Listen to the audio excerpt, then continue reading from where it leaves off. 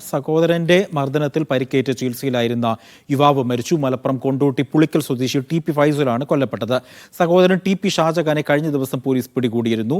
ജംഷീർ, ഈ വാർത്തയുടെ വിവരം എന്താണ്? കഴിഞ്ഞ ശനിയാഴ്ച ആണ് ഇത്തരത്തിൽ ഒരു സംഭവം ഉണ്ടാകുന്നത്. അതായത് സഹോദരന്മാരാണ്, അവർ പരസ്പരം അങ്ങോട്ടും ഇങ്ങോട്ടും ആക്രമിക്കുകയായിരുന്നു എന്നാണ് ലഭിക്കുന്ന വിവരം.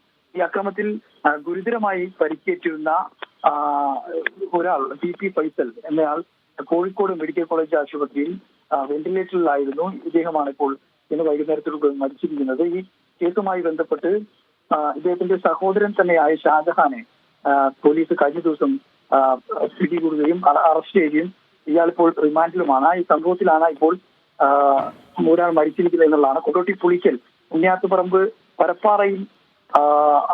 പരപ്പാറയിൽ ഫൈസലാണ് മരിച്ചിട്ടുള്ളത്. ഇവർ വീട്ടിൽ വെച്ചാണ് ഇത്തരത്തിൽ പരസ്പരം അങ്ങോട്ടും ഇങ്ങോട്ടും ആക്രമിച്ചത്.